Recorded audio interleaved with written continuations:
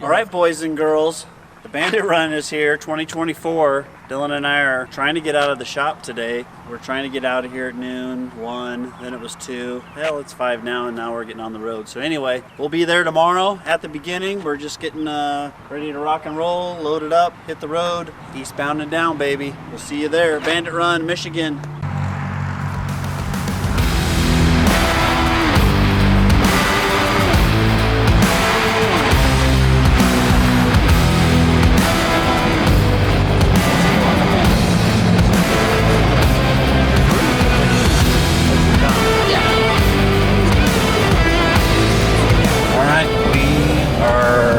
Second leg. We left yesterday at probably 5:30, I think, from the shop. The guys at the shop did an awesome job helping us get everything ready to go, not only for the run, but getting our car ready. It was kind of some last minute stuff. We've been super busy with clients' cars, so working on our own projects is tough to get time squeezed in, but over the last month the guys did what they needed to do, put in the time, and we got a fun 73 Rooster Green Trans Am we brought along to drive on the trip. Doesn't have a bunch of road time on it yet, but we'll be putting more on it on this trip.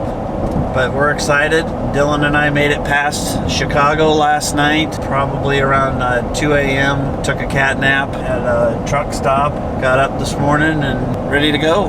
Rock and roll. It's a nice day. It's actually super calm out, kind of cloudy. We didn't hit much rain last night. We stayed ahead of the storm. Today is the arrival day for most people. And then tomorrow we're going to have a fun little show and shine. I believe tonight there's a little bit of a cruise to go out to dinner for those that want to do it. But anyway, the Bandit Run app, make sure that you download it. Even if you're not on the Bandit Run, you can still follow along and see what people are posting. And then you can also join the Bandit Run group on Facebook as well to see a lot of the posts going on there. But we're going to try and post as much stuff as we can to keep everybody up to speed. Talk to you soon. See you there.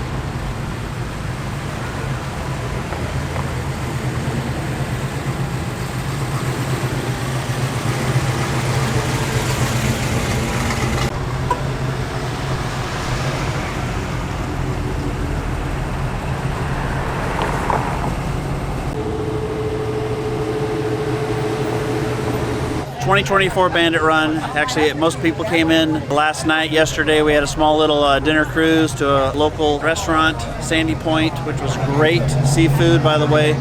Anyway, we have about 100 plus cars out here with us in downtown Holland today, and we're just gonna basically, Dylan's gonna do a quick walkthrough on stuff going on down here. This is our beginning point for the Bandit Run for this year. We're actually driving up to Mackinaw tomorrow on Monday, and the car that we actually brought is this Brewster Green 73 Trans Am, a car that we've been working on off and on over the last couple years. It's got a supercharged built LSA motor in it with mostly all ride tech components, 4-link mini tub. It's got our custom 3-piece honeycomb wheels, 12-inch wide wheels on the back, Dakota digital gauges, and it's actually got a brand new all leather interior that Alnock is now making for us in the second gen. That is available off of our website to be able to purchase in obviously any color. Alnock is very well known for all the Corvette seat covers. But anyway, this is the first set of black deluxe seat covers that we have in this car. The car's putting down roughly around 600 to the ground.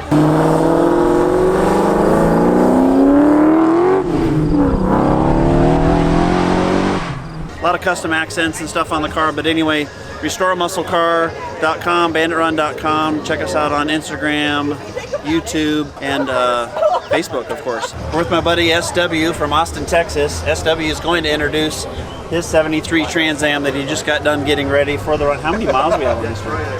It's with the motor.